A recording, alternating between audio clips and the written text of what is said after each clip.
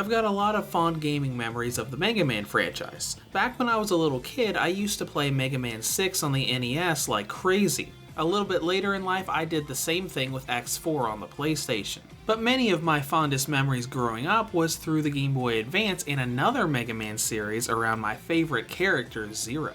I've played all 4 games of its series time and time again, on the Game Boy Advance, then the DS, and now the Nintendo Switch, allowing me to play the game on the big screen as well as on the go. Bundled with its successor series, here is my review of the Mega Man Zero and ZX Legacy Collection for the Nintendo Switch. There's a lot of story that we can cover here. In Mega Man Zero, a large city known as Neo Arcadia is wiping out and retiring Reploids, labeling nearly all of them as Mavericks. To help fight against it, a resistance force finds and resurrects Zero, the legendary Reploid of the Mega Man X series. That series then follows Zero as he fights with the resistance to try to eventually make peace between humans and Reploids.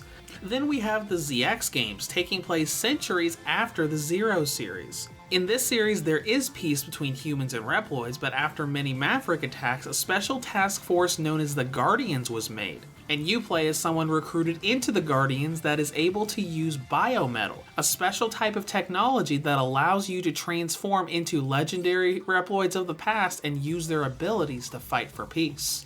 Overall, I like what these series did for the story of the franchise. It added a lot of lore and backstory for Zero and that huge time gap between the X and Legends series. But more than that, I love what Zero, 1, 2, and 3 did with overarching characters that went from game to game. Although Mega Man Zero 4 pretty much ignored all of this, 1, 2, and 3 had Zero's relationship change with the Neo-Arcadian generals, and they became recurring characters that weren't always on the opposing side. And for this reason, it almost felt like they were part of the main cast of the series instead of it just focusing on Zero. When it comes to gameplay, this is a collection of 2D side-scrollers.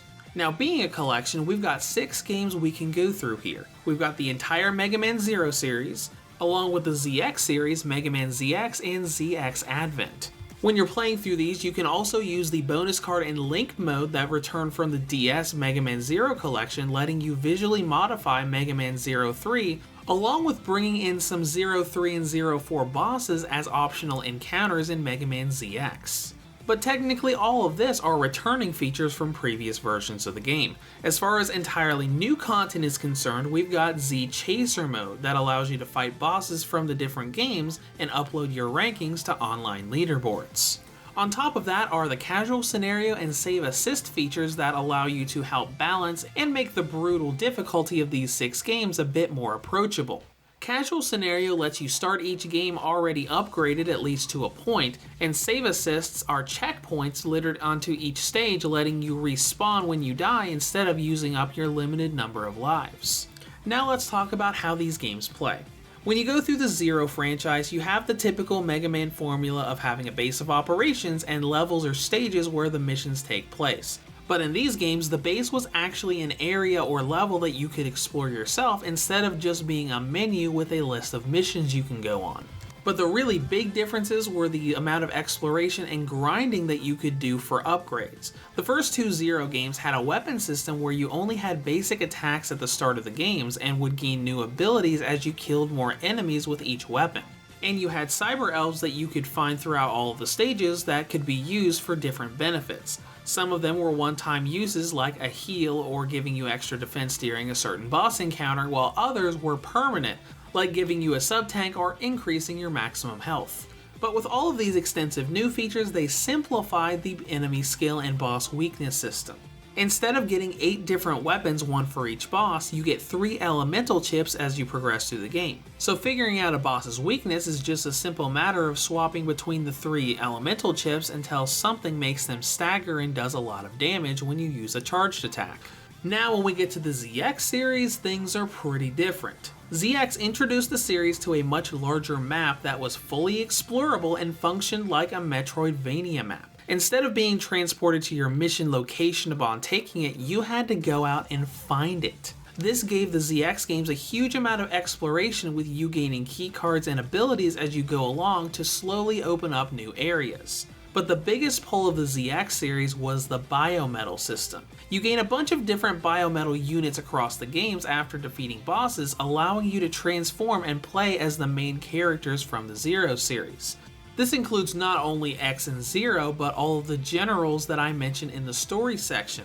And that's the part of ZX that I loved the most. As I played through the Zero series back in the day time and time again, I really loved the Neo-Arcadian generals and wished I could have played as them in a future game. Well, it's a little bit different, but in ZX, you technically can.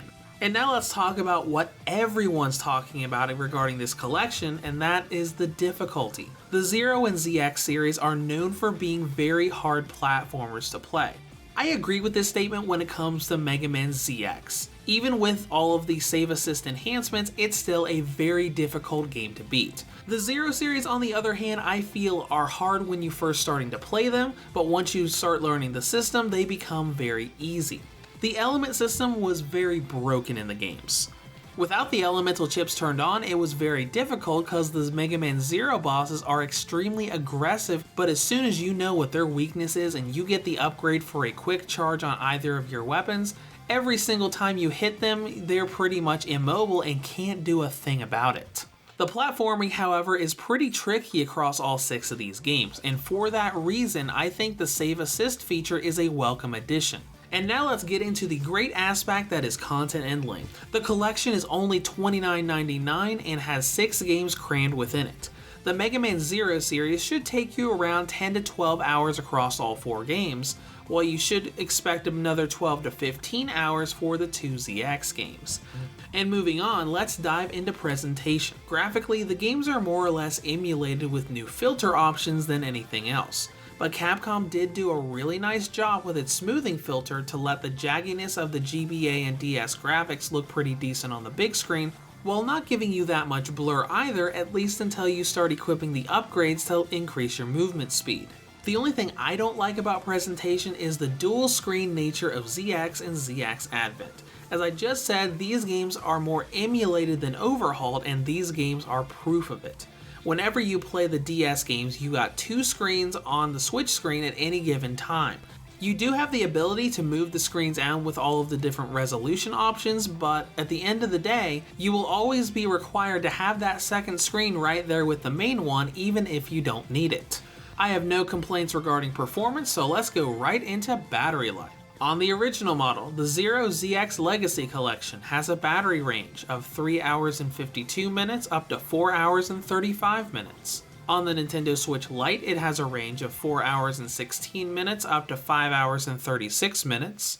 And on the V2 or Redbox 2019 model, it has a range of 5 hours and 37 minutes up to 7 hours and 42 minutes.